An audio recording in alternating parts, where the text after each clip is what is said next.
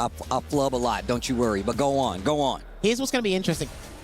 BOOCE is Terry, one of the strongest we have around, and it's very flexible. He likes to exercise all his options he has in neutral and really go the distance here, and already off to a fine start, ending with that rising tackle and really trying to test Phenom's defense here, Steve. Bro, one of my favorite things about Phenom, and this is part of the discussion we was having, there's not many matchups he won't understand how to play against, especially... Oh, that was a free kill. Nah, wow. That looked 1,000% intentional, and the cherry on top was the 7 damn golden letters.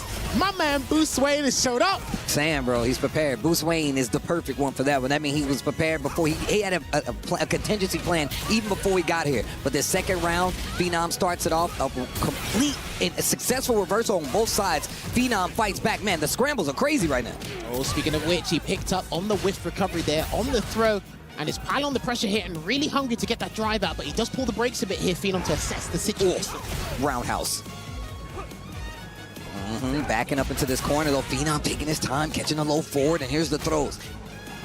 Another one. No, baits out that reversal counter. Now gonna have a small negative percentage on it. Baited out this time. Phenom gonna get a round on the board to tie up this first game.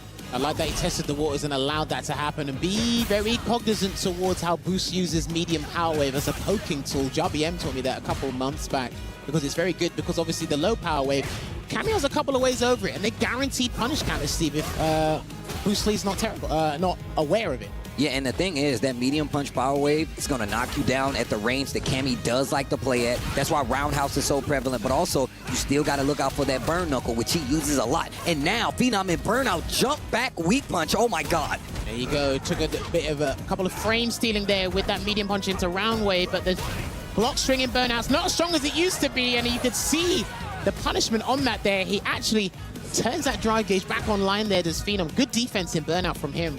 Just a little too early on that DI in the corner. Phenom prepared. We've seen it work out a couple of times, but here's a throw. Phenom keeping this at a pace where he can control. This is exactly the pace he needs to play if he's going to take out BOOCE. Drive rush into the heavy. Dude, Phenom's fighting back to pressing as many pokes and whatnot as he can. Perfectly spaced dive kick there, because he doesn't want to get into burnout. Not on his own volition anyway. He still has that level 3 available, Steve, so you might have to look for a button into the level 3. Good spacing, about 25 seconds left in the clock. It is winding down. What you gonna do with it? What you gonna do with it? Almost to that 20-second mark. Gets the crouch strong. He's got 3 bars. That chandelier, it goes up. That's gonna be game number 1. Slow paced overall, but look at that life lead that's on the side of BOOCE. Look at the time on the clock. Very slow paced game. I'd say what else, a more nuanced take on that situation was Phenom was scrambling a little bit for his drive gauge, and he just walked back and just kind of assessed the situation, played footsies calmly. But as his drive gauge was slowly replenishing, BOOCE decided not to do anything either. And then when Phenom got above the drive, he tried to get back in. And what happened? BOOCE, that's when he caught him with the stand medium punch. So that was very good situational awareness from the pair of them, but it was BOOCE that was able to capitalize entirely. Okay, here we go. Game number 1 looking real solid on the side of BOOCE, but also Phenom definitely in contention, so this is definitely not going to be a cakewalk for either one of these players. We get into game 2. Yeah, so you're trying to commit, because they both got low for a driver, so they don't want to be too obvious and too eager to land it there. And he's been throwing out that heavy kick with such aggression here. Has BOOCE Lee, and he's going to get the rising tackle. Oki again. Terry's range on his normals, stand medium kick, standing medium punch, his roundhouse, all great range, goes to the DI, attack on drive bar, power wave to try to burn him out. He parries the first, not the second. He is in trouble. BOOCE with the corner positioning, goes for the level 1, but that's a round wave. You cannot do that. From power to the round, you're not going to beat it. One of the better options, too, because a lot of characters, I mean, you look at Dawson, he has the meaty fireball. Terry got the power wave, Dude, or round wave, excuse me. When you're in burnout, some of Terry's toolset, it just exacerbates the situation. It becomes tenfold what it originally should be. And BOOCE is taking full capitalization off of that here. Phenom's still being a bit tentative in a couple of areas, but it is calculated here. Let's see if he can go on the prowl. Successful jump ins, 2 on the side of Phenom. Actually catching BOOCE off guard, and actually gets the position switch. Going for the frame advantage with the heavy. Knuckle again, throw it out like that straight. It works, man. There you go. Gets the plus frames there. Swinging at this range, making BOOCE second guess those power waves, as well as that roundhouse. He's definitely been using it quite a bit. And there's the burn knuckle. Okay, reversal. He says he wants no part of that, but look at the drive. Look at the drive. Roundhouse. Oh. There you go. He let him burn himself out on his own volition, thinking he'd get that perfect parry in time here. But Phenom, he has been reacting drive impact, but there's going to be no need here because he will cancel into the Rising Fang and close this out to boost his lead to a 2-pointer.